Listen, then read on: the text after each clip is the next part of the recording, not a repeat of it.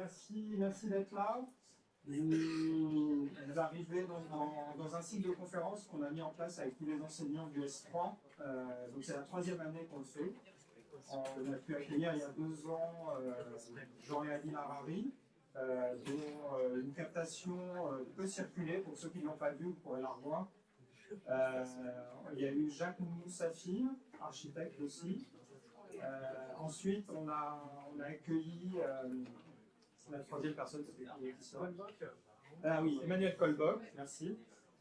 Ça, c'était la première année. La deuxième année, on a accueilli Charles-Henri Tachon, donc qui a été capté aussi. La conférence de Charles-Henri Tachon a été captée, donc on pourra vous transmettre un lien. Après, il y a eu Avenir Cornero, pareil, qui a été capté, on pourra vous transmettre, et les autres n'ont pas été captés. Donc il y avait Frères, l'agence Frères, et voilà. Donc l'idée, c'est qu'on crée ce cycle de conférences tous les ans, donc de 3 conférences. Il y en aura 2 autres, où seront invités Félix Mull, Atelier de l'eau, et ensuite Boris Boucher. Donc voilà, vous aurez 3 séances comme ça, et celle de Boris Boucher, on aura l'amphi 302, pardon. Et donc là, on sera plus à l'aise, mais on aura 2 conférences dans ces conditions-là. Donc voilà, c'est le troisième épisode de ce cycle de conférences. C'est un plaisir aujourd'hui d'accueillir Victoria Pignot, qui fait partie des forces vives de cette école, en participant notamment à son projet pédagogique, en dirigeant ses instances, et qui a fait partie des forces vives du séminaire Architecture de l'habitat, et qui s'intéresse à la question du logement pendant de nombreuses années, après avoir enseigné 23 ans également à l'école d'architecture de Lille. Victoria Pignot est d'abord une architecte praticienne, et oui. Malheureusement, la réponse va être faire quelque chose pour le micro. Victoria Pignot a fait partie des forces vives de cette école, et vous avez la chance d'avoir aujourd'hui une architecte praticienne et qui s'intéresse à l'habitat, j'ai envie de dire, de 2 façons, tout à fait complémentaires, tout à fait, si vous voulez, rigoureuses, c'est-à-dire à la fois l'architecture de l'habitat vue à partir du domaine de la conception, la distribution, la qualité de l'espace domestique, et à partir du point de vue des habitants, l'appropriation, la fabrication collective du lieu d'habitation. Donc on la remercie de venir aujourd'hui faire cette conférence pour vous. Et je te laisse la parole.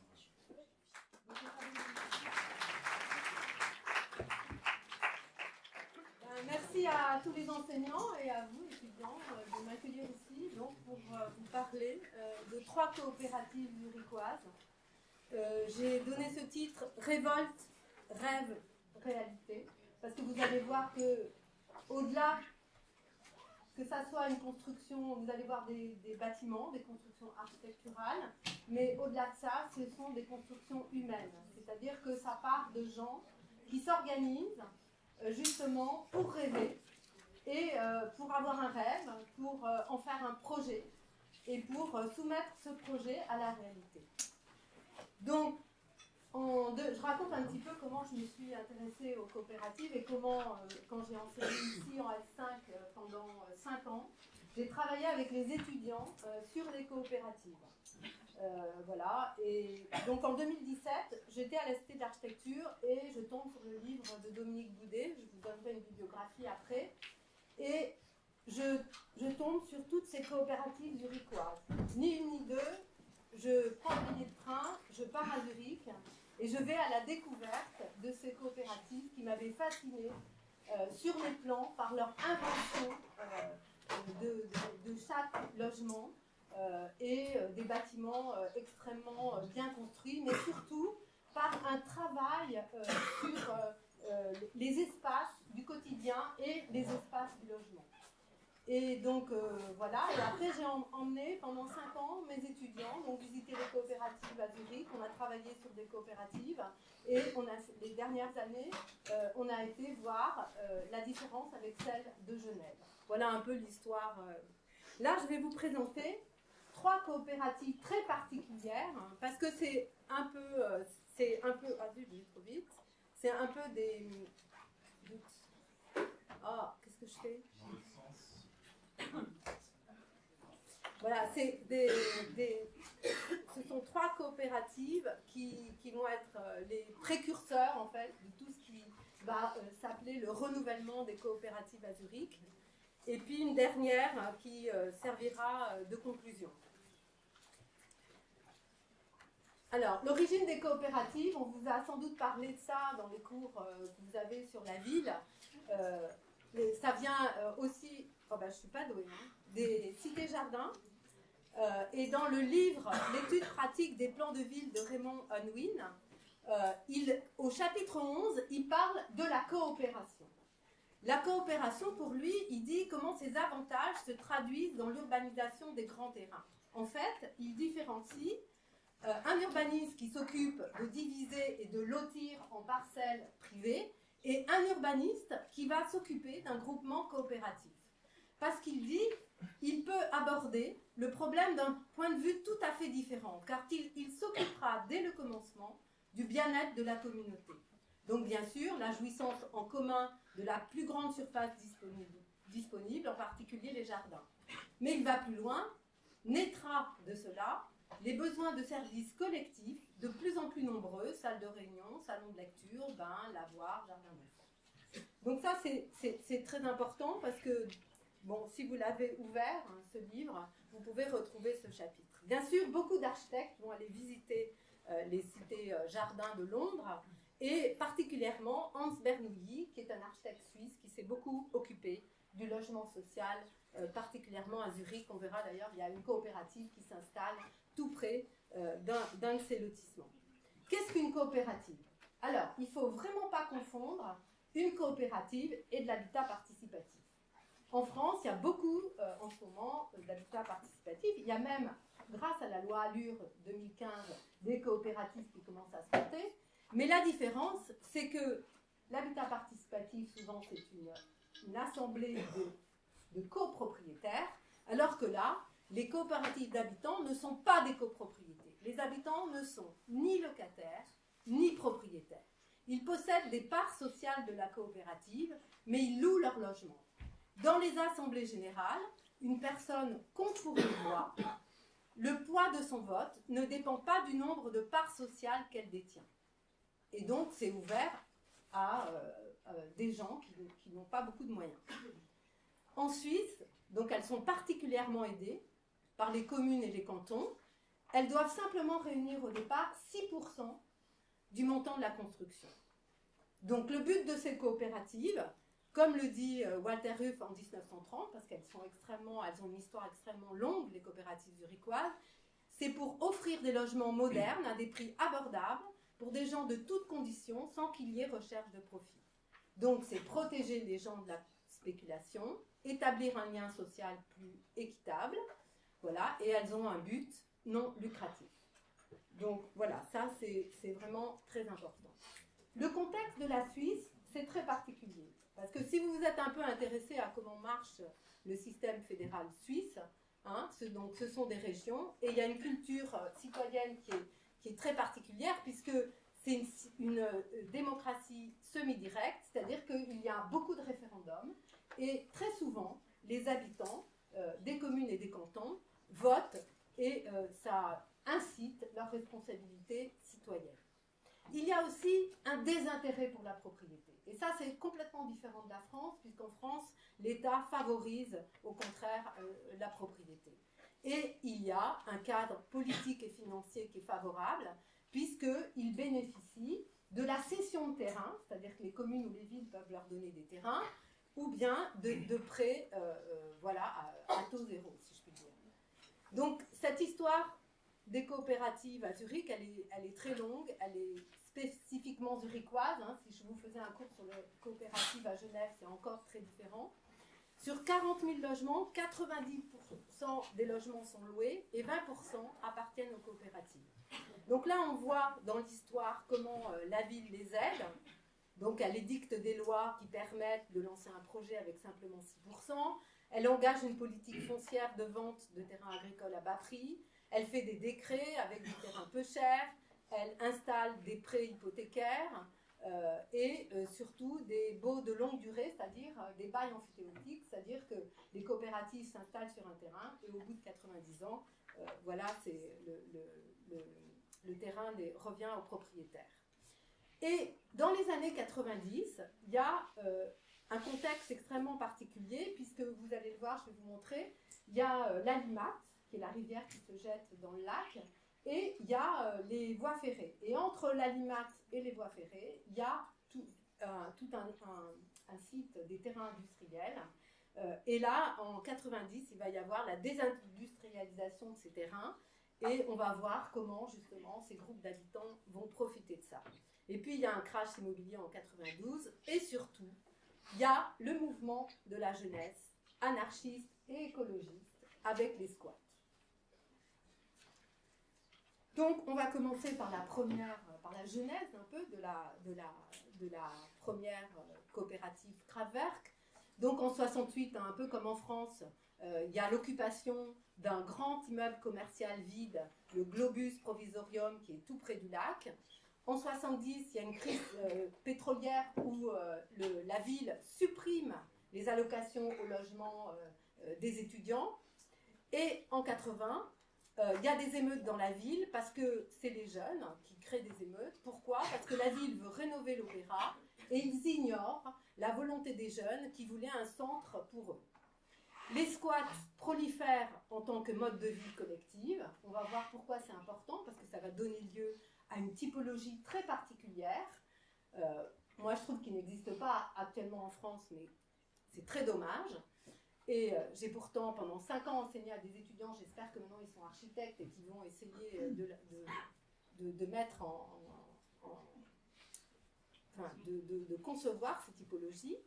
Et les squats prolifèrent, et surtout, ils occupent les locaux industriels dans cette zone entre la Limate et les voies ferrées. Et là, par exemple, vous pouvez voir donc, un squat qui était très connu, le squat Carthago Stauffacher, nous voulons vivre à Zurich. C'est-à-dire que, moi, en ce moment, je vois plein de jeunes qui n'arrivent pas à vivre à Paris, et bien eux, nous voulons vivre à Zurich, et ils se sont défendus.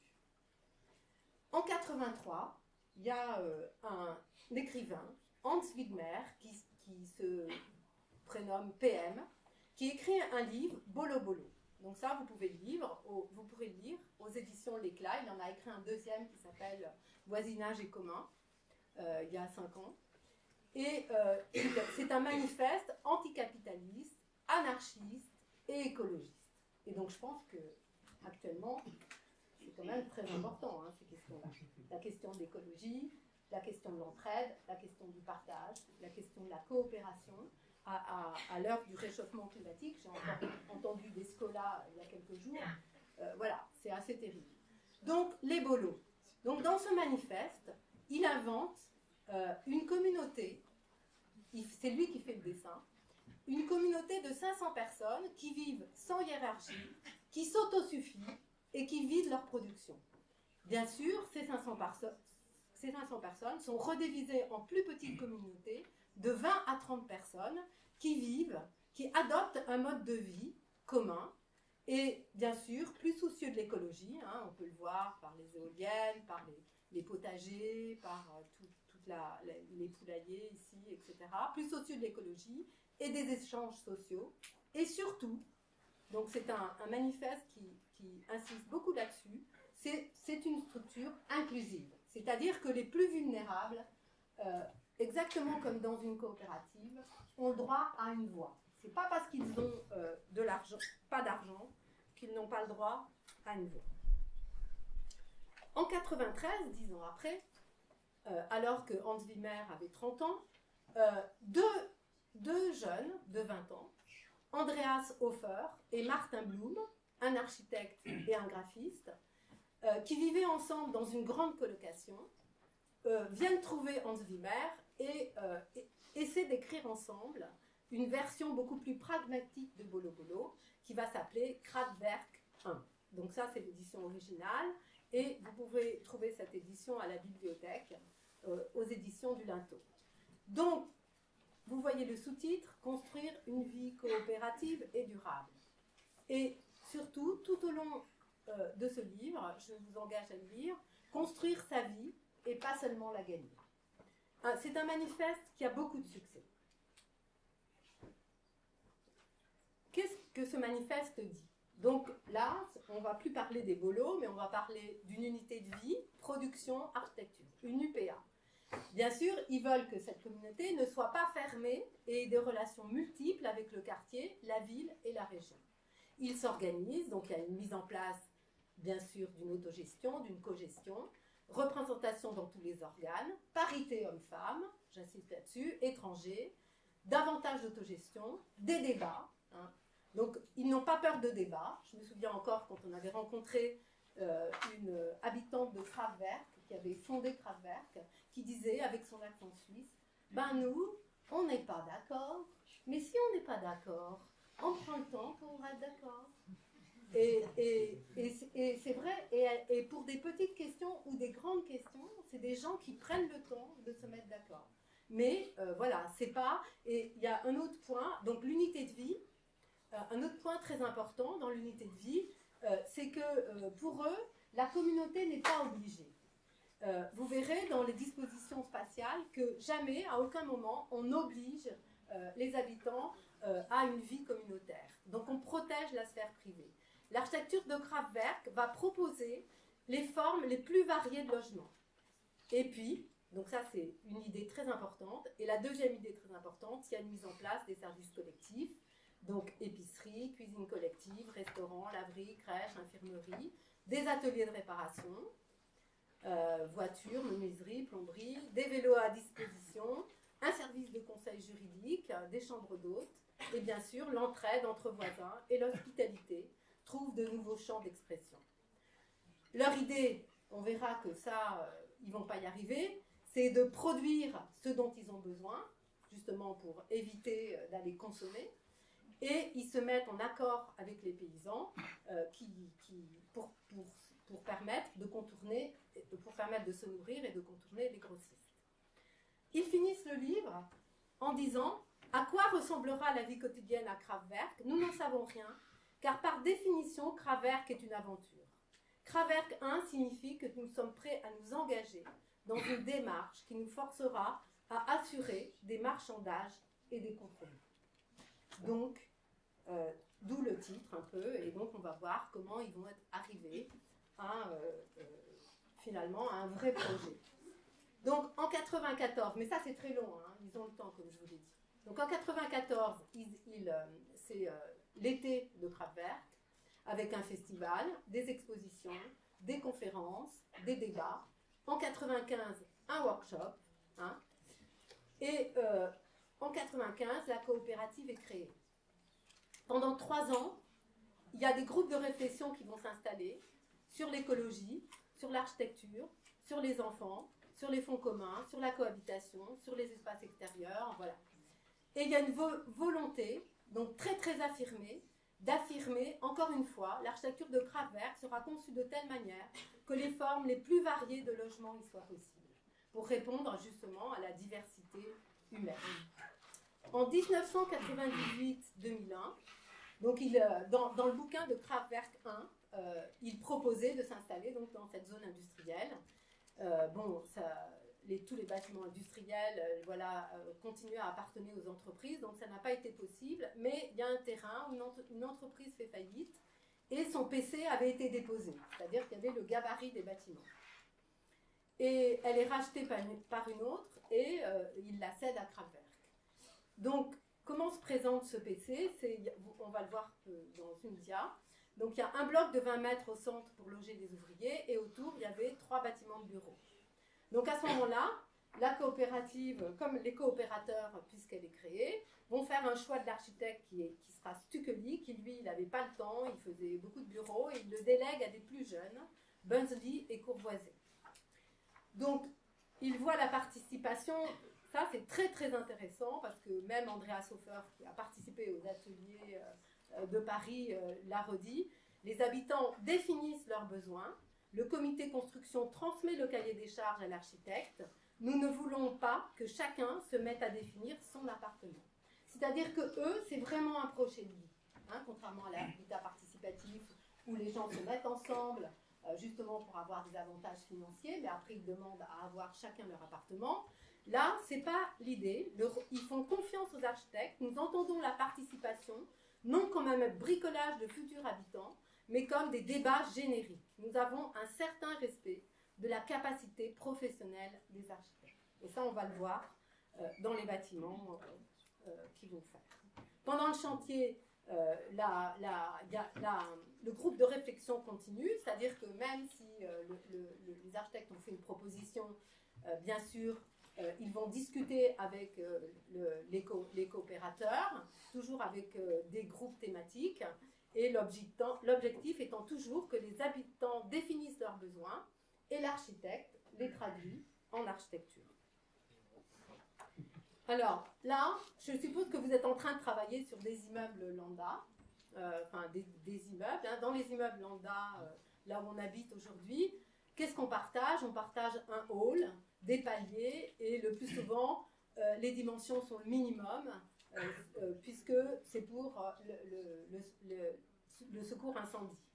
Dans ces coopératives, donc les Suisses ont d'autres réglementations incendie. Vous allez voir que les escaliers ont des trémies, ce qui leur donne un caractère beaucoup plus noble. Les distributions, les espaces distributifs sont généreux, c'est plutôt des rues intérieures ou des terrasses coursives. On va aussi parler des espaces communs intérieurs, hein, on va voir dans ces différentes coopératives, et des espaces communs extérieurs. Et deuxième point, donc on va parler des communs, et deuxième point important, de la diversité des logements.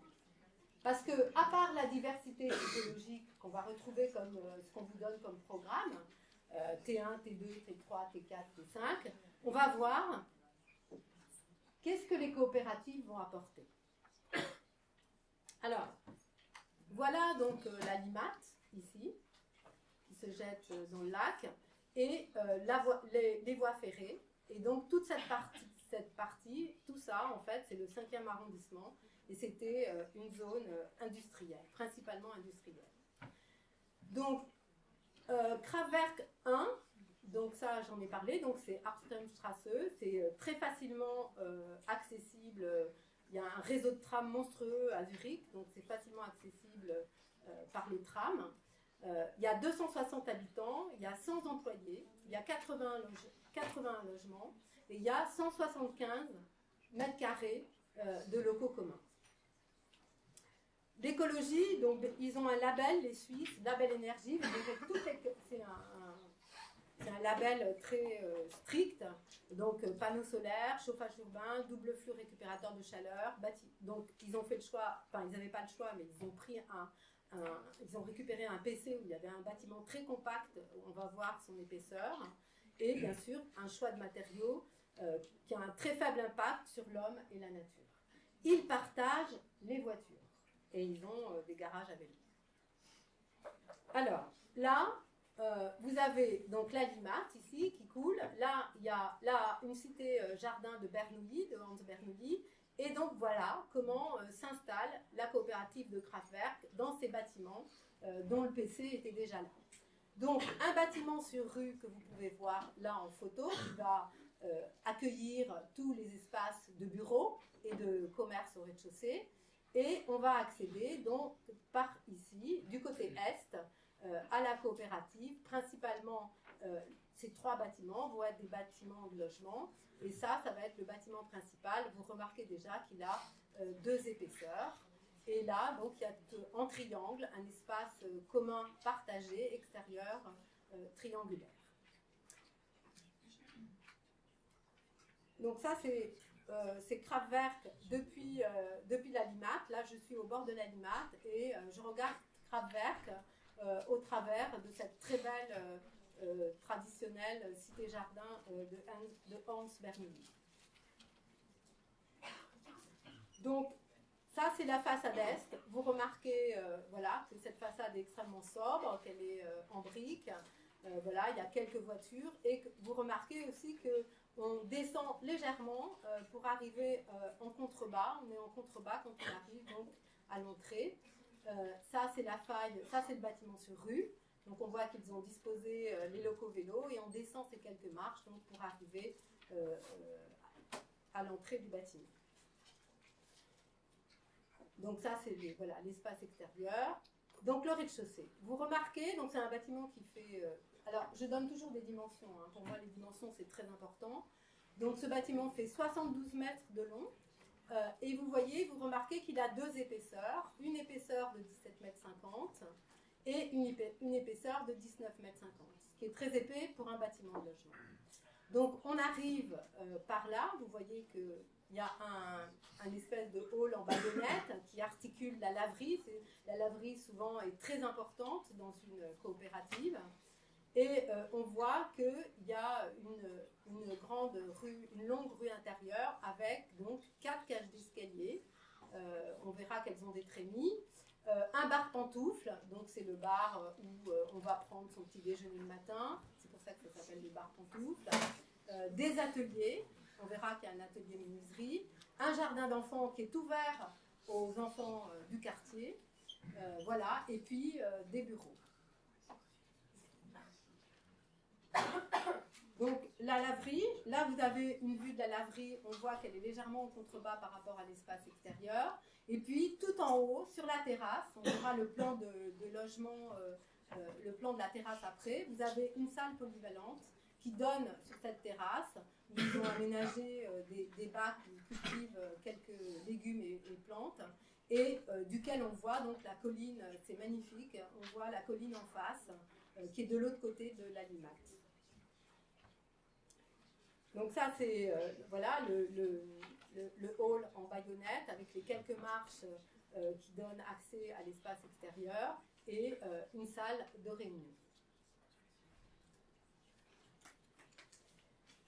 Donc Andreas Hofer dit, alors on revient à la diversité des typologies, la standardisation est le plus grand risque. C'est la diversité, la complexité qui est adaptée dans un monde en mutation.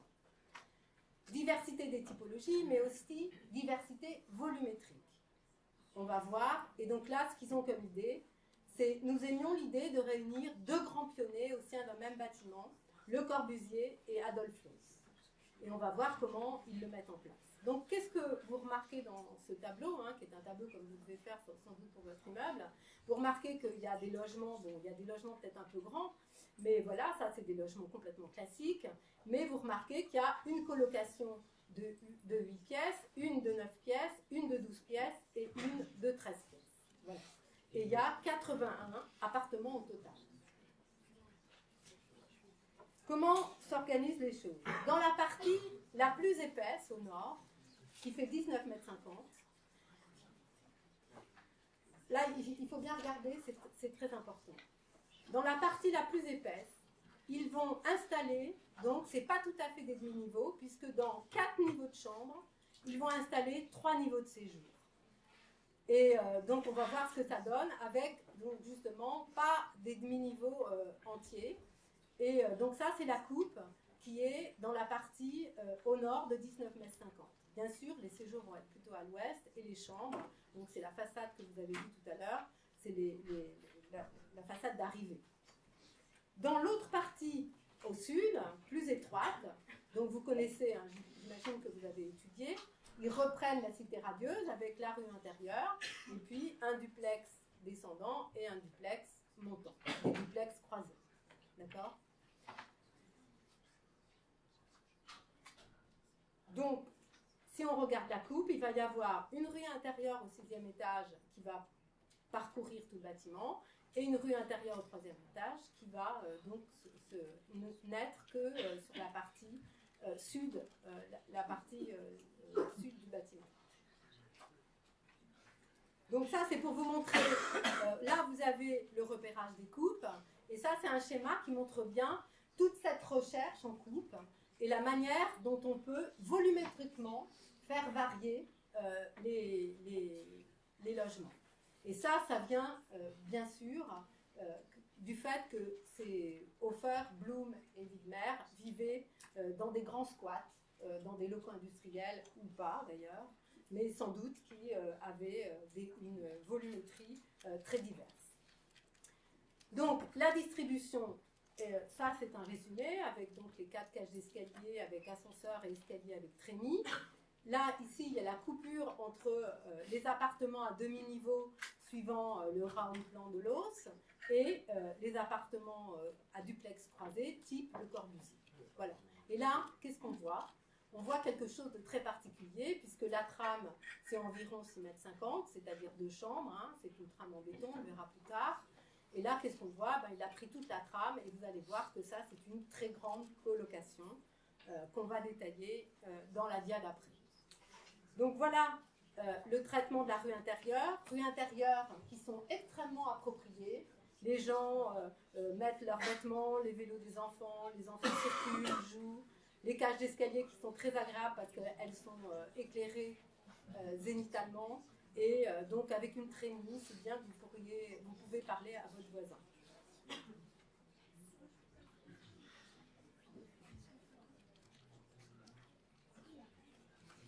Alors, là, il faut écouter, parce que c'est très particulier et c'est un des prémices de ce sur quoi on va terminer la conférence. Donc ça, c'est une grande colocation de 12 chambres. Donc elle s'organise, comme on l'a dit, dans la partie, vous voyez, à demi-niveau, enfin, c'est pas tout à fait les 2 niveaux, hein, 4 niveaux de chambres correspondent à 3 niveaux de séjour. Donc on rentre par donc, la cage d'escalier, on a une grande cuisine au niveau à ce niveau-là, donc au centre du bâtiment. On descend à demi-niveau, on a un grand séjour sur une double trame de chambres. Et de cet espace cuisine, on peut accéder à une chambre ici d'un côté et une chambre de l'autre, mais aussi à 2 chambres ici et 2 chambres ici. Chaque double chambre a une petite salle de bain, comme vous pouvez le remarquer. Voilà, bon, celle-là, il faut qu'elles aillent dans cette salle de bain. Donc, ça, c'est la première fois, et donc pour eux, c'est rêve, révolte, rêve, voilà. Ils ont donné réalité à ce qu'ils voulaient, c'est-à-dire ce qu'ils vivaient en fait dans les squats, c'est-à-dire un mode de vie plus communautaire, et d'ailleurs, Andreas Hofer et Hans Wimmer vivent toujours à Kraftwerk. Donc voilà un peu spatialement ce que ça crée. On voit qu'on a toujours la transparence, ce que ça crée entre la façade est et la façade ouest, avec la cuisine donc, qui est au centre. Donc ça c'est un peu l'image. Donc on partage ou non les repas. Hein, voilà, donc on s'organise ensemble puisqu'on est 12 colocataires. Donc, on parlera après, mais Adrien Poulain, à l'époque où je travaillais sur les coopératives ici, était venu faire une conférence. Et je dirais à la fin, c'est un livre aussi qui est à la bibliothèque et que vous pouvez lire. Donc ça, c'est encore dans la partie à demi-niveau, un appartement beaucoup plus classique puisqu'on rentre. Donc la cuisine, là, est dans une pièce, la même pièce qu'une chambre et avec une loggia. Le séjour et les 2 chambres. Et là, vous avez une vue, quand on est ici, vous avez une vue voilà, à travers cette grande fenêtre qui est un volume plus haut que 2,50 m. Donc là, on voit bien quand même qu'il y a une générosité du volume, donc, et voilà un séjour avec la vue sur l'immeuble. C'est vers l'ouest. Si vous y allez, ils sont très accueillants. Hein. Ils avaient accueilli tous les étudiants. Donc ça, c'est le 5e niveau et le 6e niveau. Et donc, bon, je ne détaille pas, vous connaissez la cité radieuse, hein, mais voilà, donc ça, c'est un duplex descendant avec la partie séjour, cuisine et une chambre. Et on accède une entrée et 2 chambres au niveau de l'accès. Au dernier niveau, je vous ai montré la vue qu'il y avait depuis la salle polyvalente. Voilà, donc ça c'est la salle polyvalente où ils font leurs réunions et une grande terrasse collective. Pour les mesures, cette rue intérieure fait 2 mètres. Donc voilà une vue plus lointaine de l'ouest et de la partie qui a vieilli. Maintenant les arbres sont plus grands, vous allez voir, il y a plus de végétation. On remarque la lecture des demi-niveaux, ce qui crée une variation en façade, contrairement à la façade est qui est extrêmement régulière avec les fenêtres de chambre. Et on remarque aussi une variation d'épaisseur. Vous voyez, hein, le bâtiment s'épaissit. Donc ça, c'est la façade est avec l'accès. Là, ici, il y a le jardin d'enfants derrière le local vélo. Et au fond, donc, le bâtiment qui donne sur la rue et qui contient les bureaux et les commerces. Pareil, la lecture des demi-niveaux.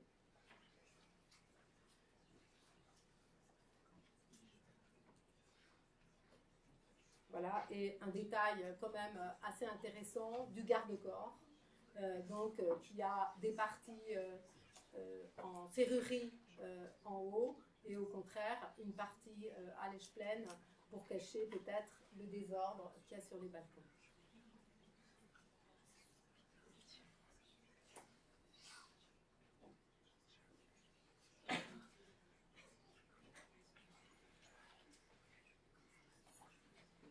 Donc là, on voit une photo en chantier de Kraftwerk avec donc, la structure en béton et le cloisonnement en briques creuses. Donc ça, c'est pour vous montrer un peu.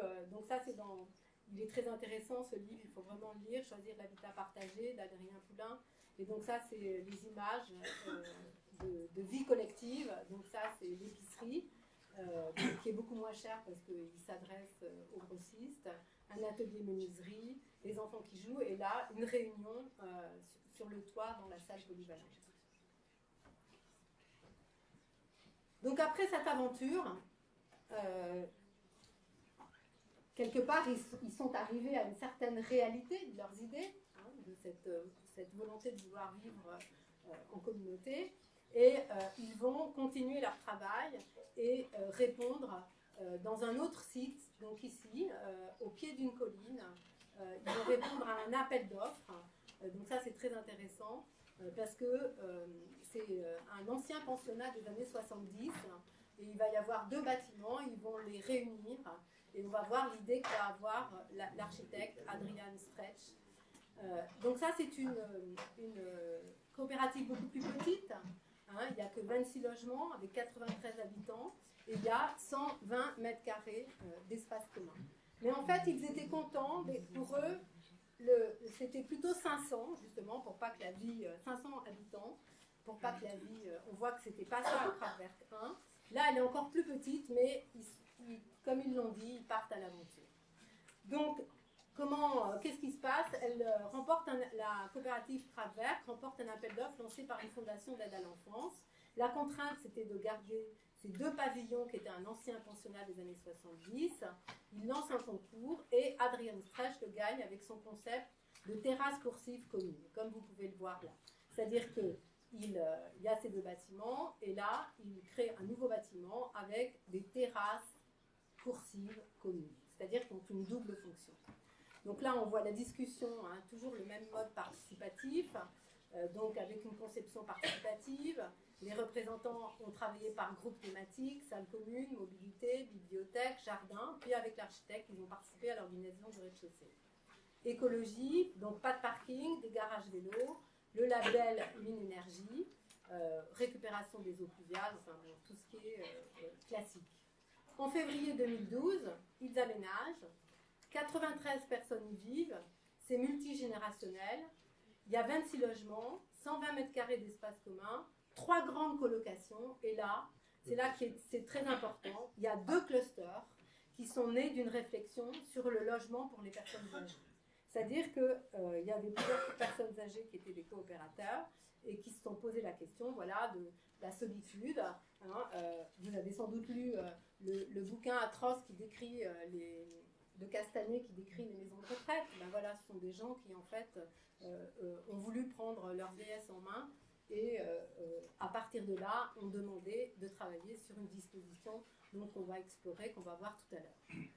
Donc la colline, les 2 bâtiments du pensionnat, la rue, plutôt la route qui revient au centre de Zurich, là c'est une image du pensionnat, et on accède à une terrasse haute qui, elle, va permettre d'accéder aux coursives terrasses.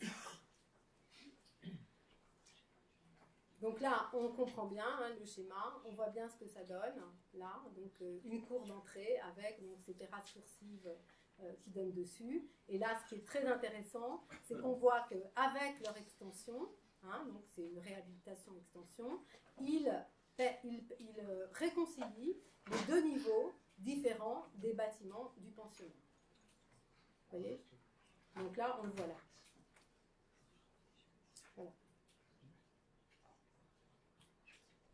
Donc là aussi, diversité typologique, diversité des situations des appartements, de l'organisation. C'est beaucoup dû à la réhabilitation. Quand on a une réhabilitation, on hérite des fenêtres, on hérite des murs porteurs. Et donc, ça donne souvent des logements beaucoup plus originaux que quand on fait des logements sur une page blanche.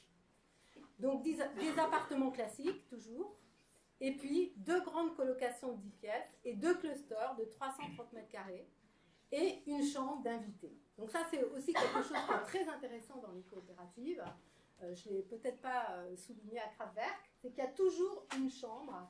Par exemple, on va voir qu'une grand-mère qui invite ses enfants dans la coopérative, elle a une chambre à disposition voilà, pour inviter.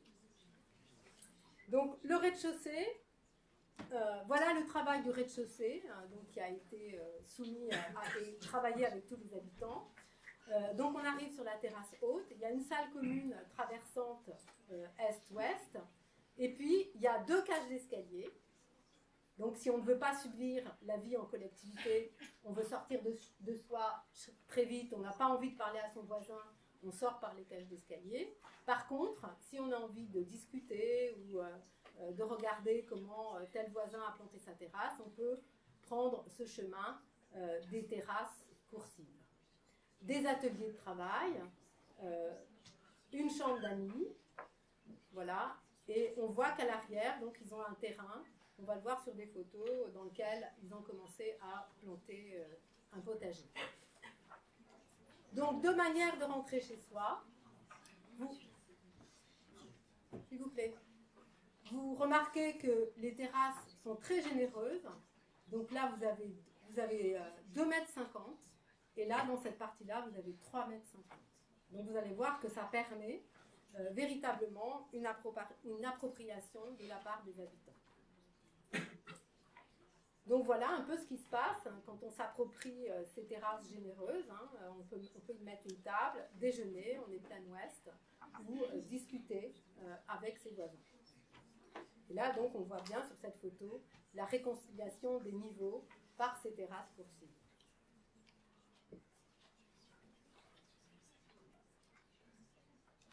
Donc, vous voyez, par exemple, dans la partie très large, il y a une immense table qui, sans doute, permet des grands repas. Ce que j'ai oublié de vous dire aussi, c'est que dans ces coopératives, il y a une tradition d'un repas qui est confectionné par la coopérative toutes les semaines, auquel on peut participer ou non. Mais par semaine, il y a au moins un repas auquel, je ne sais plus comment ils l'appellent, colo, je ne sais pas quoi. Voilà, il y a un repas commun. Donc, comment ces logements sont divers? Donc, ça, c'est un étage où il y a des logements tout à fait classiques. Donc, on voit qu'ils vont être divers parce qu'ils vont avoir une grande ou une petite entrée ou une entrée directement par la cuisine, comme par ici, comme par exemple celui-là. Ils vont avoir un ensemble séjour cuisine qui se côtoient comme ça, ou qui se côtoient... non, ça, c'est pas le même appartement. Un ensemble séjour cuisine comme...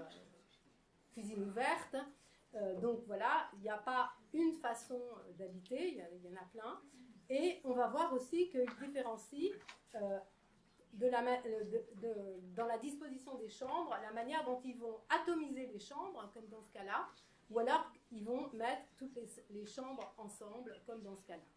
Donc par exemple, là, on a cuisine, séjour rapprochés, mais qui n'ont pas la même orientation.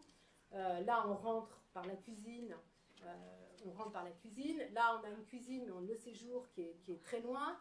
Donc, vous voyez qu'il y a de multiples dispositifs pour des appartements tout à fait classiques. Au R+2, au R+3, on va avoir une partie de colocation, mais surtout, donc, ce qu'on appelle le cluster. Donc, qu'est-ce que c'est qu'un cluster? C'est un assemblage, hein. Cluster, c'est une grappe, ça veut dire grappe en anglais. Donc, c'est 6 petits logements, c'est des studios ou des 2 pièces. Donc, je vais vous décrire celui-là. Donc, on rentre, on a une entrée, et duquel on accède, par exemple, à ce logement, qui est un logement une pièce avec salle de bain et kitchenette. C'est-à-dire que on veut rester tranquille, déjeuner chez soi, on peut. On veut aller déjeuner avec les autres habitants du cluster, on peut venir voilà, déjeuner dans la grande salle à manger. Là, un autre petit logement qui est un 2 pièces avec une cuisine plus grande et une salle de bain. Il y a aussi, on va le voir sur une photo, une pièce en plus qui permet justement, donc ça c'est un grand salon, ça c'est une cuisine salle à manger, et ça c'est une pièce en plus justement plus tranquille où on peut travailler. Mais si on a envie de rester chez soi, on a kitchenette et lavabo, douche, etc. De l'autre côté, plutôt une colocation pour étudiants, donc avec simplement justement des chambres, plusieurs salles de bain. Donc là, par exemple, on rentre par la coursive, ils ont oublié la porte, la cuisine, le séjour, toute une série de chambres avec, ils partagent 3 salles de bain. Ah non, ils rentrent par là, pardon. Ils partagent 3 salles de bain, cette colocation, voilà, et avec donc 8 chambres. Donc ça va être très intéressant parce que à partir de là, ils vont voir que le cluster a beaucoup de succès et on va voir comment dans les années 2015, il va y avoir, on va arriver à Unzicker Areal à avoir un bâtiment qui est entièrement de cluster. Donc, de l'utilité de meubler les plans. Quand j'étais encore enseignante, je disais aux étudiants, il faut absolument meubler les plans de différentes manières. C'est-à-dire qu'un bon logement est un logement qui peut être meublé de différentes manières. Ça, c'est très important. Et on voit que les architectes suisses, quand vous prenez un livre, d'ailleurs, vous pouvez aller sur les sites des architectes suisses. Les architectes suisses montrent tous leurs plans. C'est pas comme en France où on montre que des photos. Les architectes suisses, ils montrent les plans avec une mesure et ils les meublent leurs plans. Et donc ça, moi je trouve que c'est extrêmement riche, non seulement pour les étudiants, mais pour se renseigner sur les projets, etc.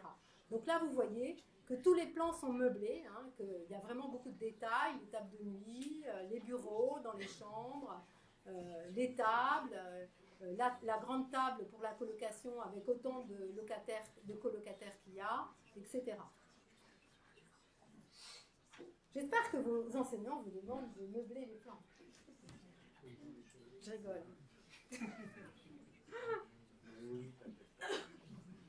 Alors, voilà le séjour, par exemple. La pièce en plus tranquille, où on peut justement se reposer ou faire de la musique.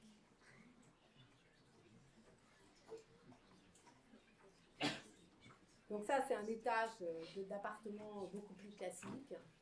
On rentre, le séjour, la cuisine, un bloc entièrement de chambres avec 2 salles de bain.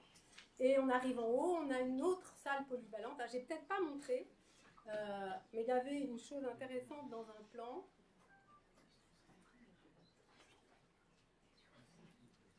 Ah non, mais j'ai pas mis le plan. Voilà, c'est ça. Il laisse une pièce, donc les habitants avaient demandé une pièce sans fonction précise. Donc ça, c'est très intéressant parce que suivant les habitants, elle peut être appropriée, je ne sais pas, pour faire de la musique, etc. Et donc là, au dernier niveau, encore une pièce polyvalente avec une terrasse. Donc là, on voit un peu des images de la vie collective. Donc une réunion, hein, ils ont souvent des réunions, hein, parce qu'ils mettent beaucoup de temps à se mettre d'accord. Hein, donc ils ont souvent des réunions, le potager, une fête, et puis un repas l'été sur la cour d'entrée.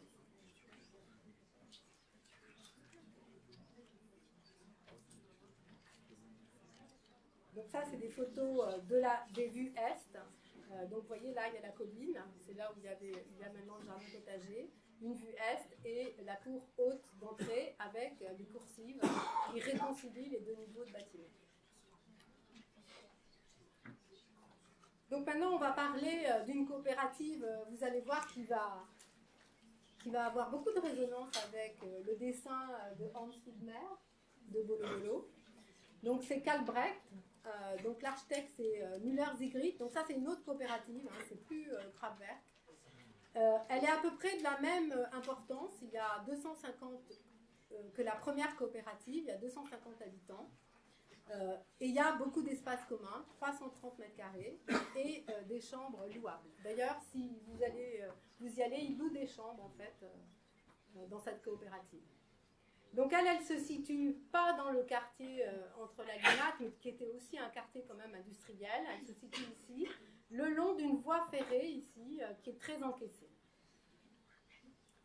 Donc, on voit la situation. Ça, c'est la voie ferrée, très encaissée, là. Et ici, donc ça c'est une photo qui montre qu'est-ce qu'il existait avant cette coopérative. C'était un dépôt de tram. Alors, qu'est-ce qui va se passer? Eh bien là aussi, il va y avoir du débat et de la contestation. Il y a la décision en 1878 de reconstruction du tramway, du dépôt de tramway. Les habitants contestent et disent on veut du logement. En 1878, donc il y a un vote, hein, puisqu'on a vu que la Suisse, on vote beaucoup, il y a un vote populaire pour des logements, donc, qui est accepté, mais pendant 25 ans, rien ne se passe. En 2003, la Société des Transports veut reconstruire le dépôt. Les habitants se mettent en colère, ils se souviennent du vote de 78. Ils discutent avec la ville, et par chance, à côté, il y a la coopérative Dreyek, qui est voisine, et qui crée une association. Et ils occupent physiquement ce terrain, donc je n'ai pas trouvé de photos, mais ils plantent ce terrain sur cette zone de 17 mètres. Ils l'occupent et ils plantent devant le dépôt. Donc il y a des fêtes, il y a de la discussion, la ville lance un appel à projet, l'association se transforme en coopérative, il y a 100 donateurs qui apportent chacun 1000 francs suisses, bien sûr toujours la même mode de travail, atelier thématique, définition d'un projet complet, habité, écologie, insertion urbaine. Mais bien sûr, hein, vous vous souvenez, on n'oublie pas la réalité, ils n'oublient pas qu'en fait la viabilité de ce terrain, il va falloir conserver le tramway et faire des commerces et des bureaux. La ville leur prête quand même, c'est là où la Suisse quand même est exemplaire, elle leur prête 3,2 millions pour financer la faisabilité et le concours. Donc, Müller-Siegfried, l'architecte, qu'est-ce qu'il va proposer? Donc ça, vous allez le voir, c'est en décaissé très profond, au moins 8 ou 10 mètres. Il va garder cette maison à l'angle et il va proposer un bâtiment qui s'enroule et qui s'oriente généreusement à l'ouest, au sud-ouest. Un bâtiment qui s'enroule, qui garde l'alignement du côté du boulevard qui va au centre de Zurich, et un alignement là, et même un alignement donc le long de la voie ferrée en décaissé. Donc, ce qui est très important, donc c'est des architectes qui travaillent beaucoup en coupe. Hein. La coupe, c'est un instrument privilégié de l'architecte. Donc là, vous voyez la voie ferrée en décaissé. Vous voyez les 3 niveaux de bureaux. Donc, le dépôt de tram, ça prend beaucoup de place. Il va prendre 3 niveaux. Sur le boulevard qui rejoint le centre de Zurich, ils vont installer des commerces et un cinéma. Du côté de la voie ferrée, des bureaux. Et puis, ils vont proposer donc une cour haute au-dessus du dépôt de tramway, hein, une cour ouverte, plantée. Alors, c'est pas comme dans l'image de Bolo Bolo, il n'y aura pas de potager et ça ne permettra pas aux bolos de subvenir à leur nourriture. Mais on va voir que c'est une cour haute qui est très intéressante. Et puis, deuxième idée, très importante, donc un bâtiment qui s'enroule et une rue intérieure qui s'enroule autour du bâtiment en montant et en desservant à partir du hall des clusters. Cette fois-ci, les clusters sont adoptés. Hein. Il y en a dans la majeure partie des coopératives zurichoises. Mais on va voir que ça, c'est une idée quand même qui est très importante du projet. Et cette rue intérieure, elle accède ici et elle redescend dans la cour haute, qui est ici, qui est au 4e niveau. Donc voilà un peu les grandes idées du projet, la maquette. Donc vous remarquez, donc ça c'est, il faut éclairer. Hein, donc là je suis sur la voie ferrée encaissée. Donc là, ça a une grande baie vitrée qui éclaire le dépôt de tramway. Et puis, donc, le bâtiment qui s'enroule à l'ouest, avec un accès depuis la place où il y a la petite maison, voilà, vous allez voir, cette béance qui est en fait un grand escalier monumental. Donc ça, c'est une vue du pont, donc une vue d'ici, qui montre donc l'éclairement du dépôt de tramway. Une façade extrêmement simple, puisqu'ils vont y disposer la plupart des chambres. Très peu de séjours vont donner sur la ville, à part dans ce cas-là, dans cette proue-là, qui est cette proue ici. Voilà. Et ça va être une façade très simple, avec un socle en pâte de verre brune et un enduit. Donc là, on ne voit pas sur les photos, elles ne sont pas assises, vous voyez un petit peu ici, un enduit qui est taloché de différentes façons, avec différentes couleurs très chaudes, du jaune à l'orange. Donc voilà la voie ferrée encaissée, donc vous voyez que ouais, il y a au moins 7 ou 8 mètres. La vue du pont avec donc la sortie du tram et là l'entrée du tram pour aller dans l'atelier de réparation. Et là on aperçoit l'entrée à la cour haute. Donc ça c'est cet escalier monumental qui est ici. Ils ont préservé la petite maison et il y a cet escalier monumental avec différents paliers qui a une forme organique je dirais. Et là on peut remarquer donc le traitement d'un enduit, parce que l'isolation est par l'extérieur, on parlera de la structure aussi, l'isolation est à l'extérieur, et on voit donc l'enduit avec différentes couleurs. Donc, depuis le rez-de-chaussée, 6 cages d'escalier. Donc, 4 du côté rue, entre les cages d'escalier, des commerces, un cinéma, des bureaux, un commerce. L'accès à la cour haute, ici, l'escalier commence. L'accès au dépôt tramway et la sortie. Et là encore des bureaux. Donc ça c'est un étage c'est le R+1, donc bureau et cinéma et commerce qui sont sur 2 niveaux. Et dépôt de tramway bien sûr. Donc ce qu'on peut observer, que le bâtiment a 16 mètres. À part les parties au bout qui s'amincissent, et que c'est une trame de 6 mètres, et il y a 4 fils de poteaux, et on va voir que le cloisonnement va être libre, et ne va pas, on va voir les poteaux vont rester libres à l'intérieur du bâtiment. Et là, il y a même toute une série de caves. Donc, le R+3, donc voilà, on a monté cet escalier. Ouais, j'ai oublié de parler de l'escalier. Donc, vous voyez, l'escalier, il commence, vous voyez comment il zigzague quelque part. Et ils n'ont pas fait un escalier droit. Donc, sans doute par rapport aux vues de la cour et aux vues de la maison. Et donc là, on arrive, et ici, il y a un grand hall. Voilà, un grand hall, avec à côté, ici, une bibliothèque, ici, la laverie. Là, il y a des chambres, justement, vous pouvez louer si vous allez, c'est une résidence hôtel. On peut accéder, donc il y a cette grande cour qui est ouverte à la ville. La journée, les gens qui habitent le quartier, ils vont manger leur sandwich. Là, il y a un restaurant coopératif où on avait très bien dîné avec Lucas. Là, donc des duplex. Donc là, il y a des duplex familiaux. Et là, un jardin d'enfants. Donc ça, c'est le schéma qui montre donc les cages d'escalier et cette rue qui monte et qui est très importante parce qu'on va voir, elle parcourt tout le bâtiment pour redescendre dans la cour par cet escalier. Et elle est très importante parce qu'elle va desservir donc les clusters qui vont être organisés différemment qu'à Hazelhouse. Donc on voit la géométrie de l'escalier qui est assez belle parce que s'ils avaient fait un escalier droit, la cour se serait complètement ouverte à la ville, alors que là, elle a un côté légèrement secret.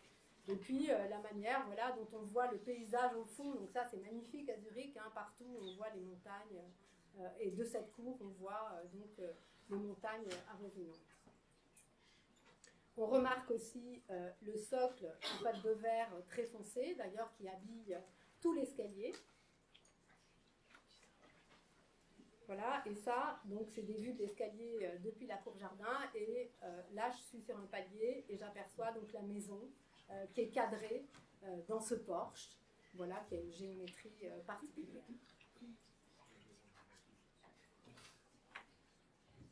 Donc j'arrive dans le hall, donc ça c'est, voilà, hein, ils ont pris la rue intérieure qui monte. J'arrive dans le hall, voilà, et j'aperçois au fond donc la bibliothèque, voilà, une magnifique bibliothèque où les gens attendent parce que la laverie est à côté. Donc ça c'est encore, voilà, on aperçoit la laverie qui est accessible donc par cette porte.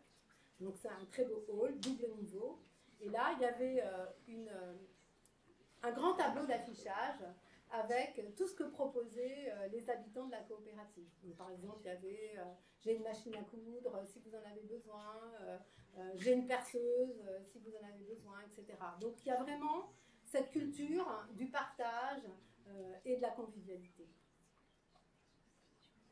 Donc, oui, je n'ai pas parlé, donc ce qui est intéressant dans le plan du rez-de-chaussée, c'est qu'il y a une cafétéria qui fait tout le long. Donc les gens souvent viennent travailler dans la cafétéria.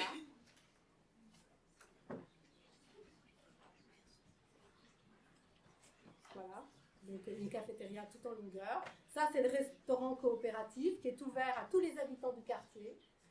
Donc il y a une cuisinière, mais les habitants aident. Donc par exemple, la mère de famille qu'on a marre de faire des repas, elle vient avec ses enfants. Je ne sais pas si tu te souviens, Lucas, mais la fois où on a dîné, il y avait plein de familles qui venaient avec leurs enfants. Voilà, dîner, les gens du quartier. Voilà, c'était très sympathique. Et la laverie. Donc, bien sûr, des espaces communs extrêmement soignés, donc des trémies dans les escaliers, le repérage des cages d'escalier avec des couleurs. Et regardez ça, je trouve ça magnifique, c'est des portes mises en applique, donc avec un bois magnifique, toute hauteur. Donc chaque porte d'entrée de logement ou de locaux communs sont traités comme ça. Et là, ce que vous pouvez apercevoir, c'est, moi je suis sûre que c'est des portes coup-de-feu vitrées. Voilà, ils ont d'autres réglementations, mais il n'empêche que tout au long de la rue intérieure, on voyait souvent ces portes vitrées.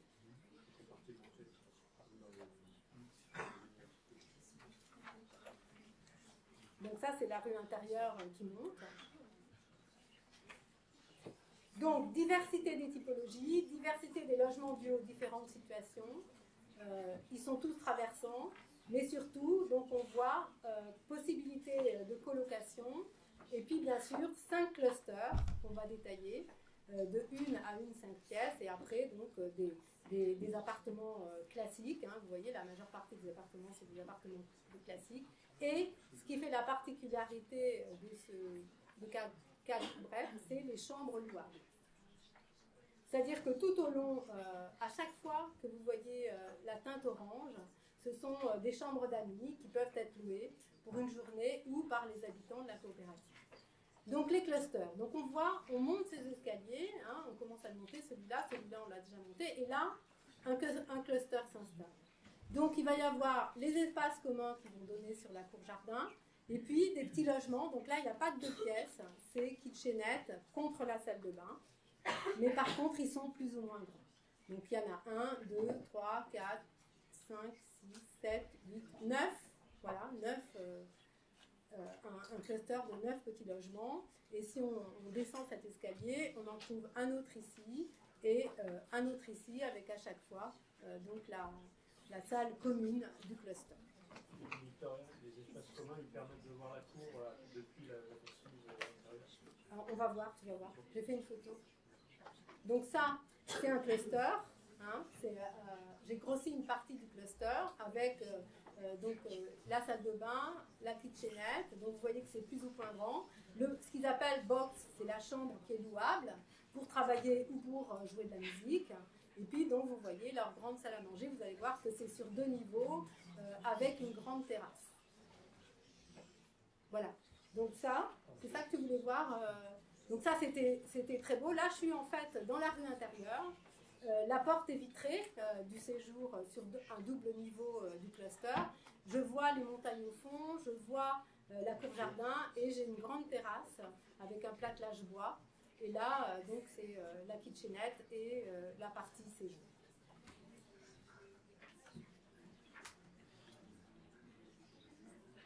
Donc là, c'est des logements beaucoup plus classiques. Donc là, il y a un autre cluster. Vous voyez qu'on arrive à la fin de la rue intérieure. Et là, ce sont voilà, des logements beaucoup plus classiques où on rentre. La cuisine va être au centre. Et là, ce qui est important que vous regardiez, c'est la cuisine. Souvent, quand on rentre ici, il va y avoir un puits de lumière. C'est une toute petite courette, on va le voir en coupe, qui éclaire en fait cette entrée. Ah oui, ben j'ai fait un... Voilà. Donc là, vous voyez la courette. Donc on rentre. La cuisine est dans la partie centrale. Je dois dire que c'est pas ce que je préfère. Les deux chambres, le séjour et une autre chambre, le séjour qui donne bien sûr sur la cour. Donc là, ce qu'on peut voir, c'est la sortie. En fait, on sort de ce cluster, on a monté cet escalier, on redescend ces escaliers. Donc là, il y a des gradins, on voit un escalier normal, et on redescend en fait dans la cour. Donc voilà, ce que vous pouvez voir, c'est que de temps en temps, les puits de lumière, les éclairages zénithaux éclairent la rue intérieure, et de temps en temps, en même temps, ils éclairent donc les cuisines qui sont centrales ou l'entrée. Donc toujours ce travail en coupe qui est très intéressant. Donc ça, c'est là vous pouvez remarquer la structure qui est libre en fait, hein, le cloisonnement qui n'a pas qui se détache de la structure, de même que la façade. Hein, donc ça, c'est un appartement particulier parce que c'est celui qui est au-dessus de l'entrée, de la sortie du tram. Voilà, un peu l'ambiance intérieure des appartements. Donc, qu'est-ce que vous remarquez quand on revient un peu à l'image de Bolo, hein, il n'y a pas les éoliennes, il n'y a pas l'agriculture urbaine, mais voilà, il y a cette ouverture sur la ville, cette cour, différents types de logements, des grandes baies, parce que là, ce sont tous les séjours qui sont sur cette façade. Voilà, et voilà, c'est une coopérative qui est très intéressante. Je ne sais pas si vous en suivez. Donc, je vais conclure quand même très vite parce que voilà, je vois que vous êtes très attentifs, donc je continue. Donc ça c'est donc là on voit la façade du cluster. Donc vous voyez comment tout d'un coup en fait le cluster il peut se lire et comment ça peut être intéressant parce que quand on est dans la cour on se dit tiens ici il se passe quelque chose. C'est un peu une idée que si on prend en compte l'intérieur du bâtiment on peut faire très facilement varier ces façades. Donc ça c'est un peu le mode constructif donc avec ces grands panneaux. Ces grands panneaux de modules préfabriqués en bois, et là on voit donc les grands plateaux pendant le chantier qui détachent la structure des panneaux en bois qui sont isolés par l'extérieur et qui reçoivent après donc l'enduit dont j'ai parlé. Donc si je compare un peu donc toutes ces trois coopératives qui sont quand même alors dans le livre de Boudet que je vais vous montrer à la fin. Il y a beaucoup de coopératives à Zurich, mais j'ai choisi celle-là parce qu'elles sont quand même plus qu'une coopérative lambda. Elles sont une construction humaine de la part de gens qui, tout au long du projet, ont travaillé avec les architectes, mais qui ont fait confiance aux architectes, qui n'ont pas dit à l'architecte, qui n'ont pas tenu le crayon à l'architecte.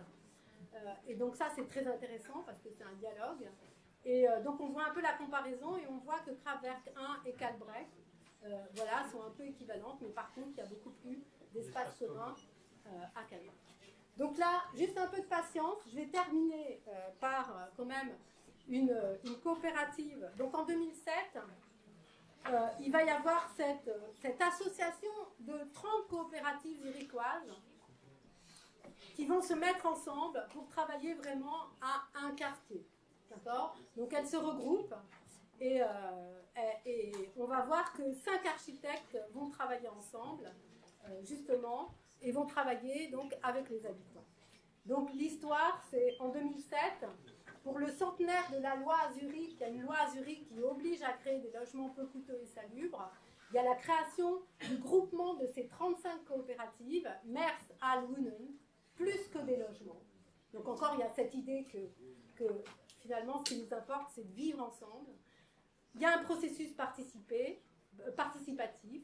Andreas Hofer, qui mène la danse, bien sûr, il dit « Comment voulons-nous vivre demain ?» Il pose la question de l'écologie. Il y a des ateliers d'échange. Et donc là, ils se disent que c'est un quartier qui est tout près de l'aéroport, donc il faut créer des infrastructures de commerce, une large offre d'usage d'équipements collectifs.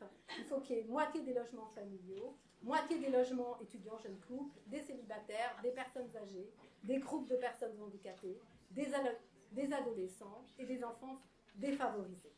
Et donc ça, c'est très intéressant parce qu'en fait, ils ont reproduit la mixité. Dans ce quartier, ils ont reproduit la mixité de pourcentage de la mixité de Zurich. Et là, il va y avoir 2 équipes d'architectes, Duplex et Futura Frosch, qui vont être retenues. Pourquoi? Très intéressant aussi pour vous, étudiants en architecture, parce qu'ils vont proposer un modèle urbain qui est un modèle urbain de Rome et Palazzine. Et ce modèle urbain, ils vont le réinterpréter et il va y avoir un bâtiment exemplaire qui vont présenter qui va être que de clusters. 3 autres architectes présents dans le concours coopèrent avec eux, Mirov Tavsik, Zigrist, on l'a déjà vu, et Poul Architekten, et ils participent tout au long de l'évolution du projet. Et en 2015, il y a une inauguration, 13 bâtiments et 370 logements, des commerces et des équipements. Donc ça, je vous ai montré les Palazzinas romaines, donc ça c'est à Rome, donc on reconnaît, donc ce sont des grands, je dirais des gros plots de 26 mètres par 29 mètres, et ils sont tellement gros qu'en fait il faut les creuser. Et ça va être très intéressant, donc. Et donc ça c'est un vieux modèle, donc il y en a celui-là il est de Gio Ponti, mais il y en a des magnifiques de Moretti, de Ridolfi, si vous avez la curiosité, allez voir, mais il y en a des très très bons. Voilà le plan masse, donc ils vont installer ces gros plots, et autour de places, donc ça c'est la place principale, Unziker, et de petites places.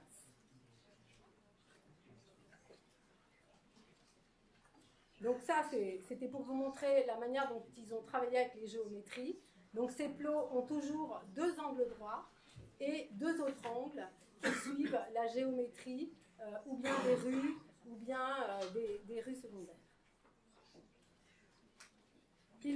Les architectes qui travaillent, la coopération des 5 architectes vont mettre en place des règles communes. Donc ça se fait un peu en France quand même. Ils vont choisir un revêtement de sol commun. Ils vont dire qu'on a le droit d'écorner les bâtiments. On a le droit au rez-de-chaussée de faire des grands rez-de-chaussée sur 2 étages et de traiter un rez-de-chaussée différemment. Et on doit mettre l'accent sur la place et on distribue par les rues. C'est-à-dire qu'on ne distribue jamais par les places. Donc bien sûr, ces 5 architectes, ils se mettent d'accord et vous voyez, donc là, chaque architecte va faire 2 logements. Donc là, je vous laisserai voilà, donc ça c'est Unziker Place. Donc ils sont tous différents. Donc c'est tous les bâtiments qui travaillent sur la typologie des Palazzinas, mais ils sont tous différents. Donc ça c'est les petites places. Et ça c'est la grande place. Et ça donc c'est tout le système de rues secondaires par lesquelles les architectes ont décidé de rentrer dans les hauts. Donc ça c'est le nombre, la répartition entre habitat, espace commun, école, restaurant, activité. Donc vous voyez que les espaces communs, ils les ont mis près de la grande place. Et je voudrais finir donc sur ce bâtiment de Duplex Architekten. Donc je vous laisserai aller lire ce livre des coopératives parce que tous les bâtiments sont très très intéressants. Il y a toujours cette idée de diversité des logements, donc ils différencient par souvent des séjours à 1,5 niveau. Mais là, comme on a beaucoup parlé des clusters et que c'est une typologie Voilà, on va voir que ce bâtiment, que les architectes ont gagné ce concours parce qu'ils ont présenté ce bâtiment qui n'est un bâtiment que de cluster. Voilà. Donc, ça, c'est le rez-de-chaussée. On rentre par les rues, par les petites rues. Ça, c'est la grande place. Donc là, il y a un local de thérapie. Et on va rentrer et on va arriver dans le vide, comme dans la Palazzina, avec un escalier, bon, je dirais plutôt triangulaire, qui va être éclairé zénitalement. Donc ça, c'est le plan de rez-de-chaussée. Et il y a des escaliers de secours, hein. Il y a un escalier de secours là. Et là, un escalier de secours et un ascenseur. Et ça, c'est le plan d'étage courant. Et là, ce qui est très intéressant, ça serait de comparer cet étage de cluster à celui de Kalkbrett ou à celui de Helmholtz. Et parce qu'on voit que les unités apparaissent comme des petites entités autonomes, un peu comme des petits Palazzina, si je puis dire, et que le reste est une surface restante, et ce sont justement les espaces communs. Donc là, on rentre, donc des espaces communs dans toutes ces parties, la cuisine, le séjour, des espaces plus intimes où on peut travailler, et après, à chaque fois, accès à ce petit logement qui a sa kitchenette, sa salle de bain, sa chambre et son séjour. Et là, ça, c'est un plus grand appartement. Je rentre, le séjour, la kitchenette, c'est un 2 pièces, une chambre et la salle de bain. Et donc, il y a deux clusters de 10 pièces donc, par niveau. Donc voilà, je finis la conférence là-dessus. Donc ça, c'est des photos de l'escalier triangulaire qui permet d'accéder à des grands paliers que les habitants s'approprient en y positionnant des tableaux ou d'autres objets. Et ce qui est très intéressant, donc dans ce cluster, il y avait justement, s'il vous plaît, j'ai fini. Il y avait une association d'enfants handicapés, justement, et sur un niveau. Et voilà, on est rentré dans un cluster où on nous a dit qu'ils étaient vraiment complètement intégrés avec les autres habitants. Et donc on voit là cette belle idée de montrer chez soi à travers l'espace commun du puits central. Donc pourquoi c'est intéressant l'histoire de l'architecture, d'aller au cours d'histoire de l'architecture? Parce qu'on peut réinterpréter les typologies qu'ont utilisées les architectes, parce que les Palazzina, ça date de 1930, hein, donc voilà, donc ça c'est la vue de l'escalier et ce qu'on voit, ce qu'on devine de la vie des habitants. Les paliers. Voilà, donc par exemple là, c'était intéressant parce qu'il y avait tous les habitants de ce cluster. Donc beaucoup d'étudiants, peut-être qu'il y en avait qui habitaient à deux. Et là, donc, c'était une entrée. La laverie. Ça, c'est l'école de Kérez. Ouais.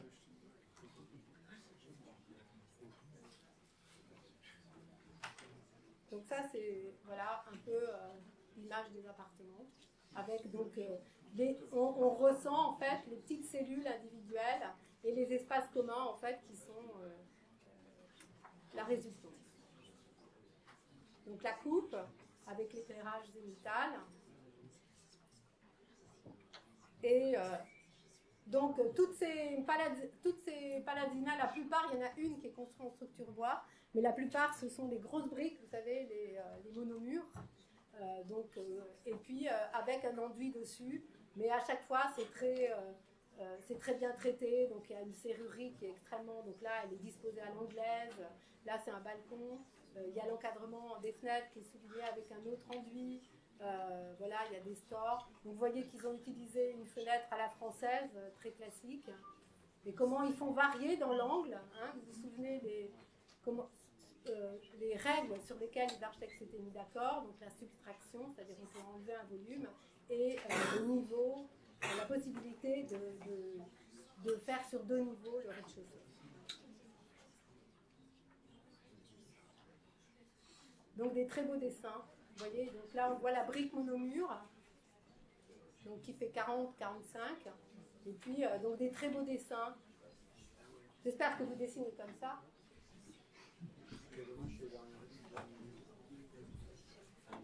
Voilà, donc ça c'était pour vous montrer un peu comment marche, je finirai là-dessus, comment marche, donc si on veut créer une coopérative, et ça c'est en Suisse, hein, parce qu'en France il y a d'autres, justement j'ai écrit, donc si vous voulez vous renseigner, il serait temps que vous en fassiez des coopératives, et vous allez sur le site d'Abicop, donc je leur ai écrit et j'ai eu aucune réponse.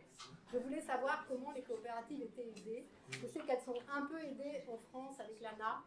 Mais voilà, en France, vous voulez créer une coopérative, vous avez simplement besoin de 20% de fonds propres pour pouvoir emprunter. Donc, les personnes intéressées, elles payent une adhésion à la coopération. Et ceux qui veulent habiter dans le bâtiment achètent des parts sociales. Hein, et vous avez retenu, c'est pas parce qu'on a beaucoup d'argent, on peut quand même avoir des parts sociales. La ville, elle va aider avec un prêt hypothécaire de 14% qui permet d'atteindre les 20% nécessaires pour l'emprunt. Les communes, elles prêtent un terrain gratuitement ou elles cèdent à bas prix un terrain. Donc ils empruntent à la banque, ils construisent le bâtiment, ils aménagent, les cantons ils peuvent amener des subventions, ils aménagent et là, ils payent tous les mois une redevance à la coopérative, c'est-à-dire un loyer. Donc, et ça se décompose d'un loyer, il n'y a aucun bénéfice dessus, hein, c'est pas à but lucratif, une coopérative, pour payer les charges. Et puis, il y a une part acquisitive, c'est-à-dire que c'est un capital social, si les habitants ils veulent partir, ils récupèrent leur part. Donc, voilà, donc j'ai donné ce PDF à vos enseignants. Donc il faut vraiment aller lire tous ces livres. C'est vraiment très enrichissant. Et il faut surtout y aller à Zurich. Et il y a les sites aussi, vous pouvez regarder les sites des coopératives, les sites des architectes qui sont extrêmement bien documentés. Donc juste, les photos, c'était des photos personnelles. Il y avait des photos aussi des sites des architectes et des photos du livre d'Adrien Coulin. Merci.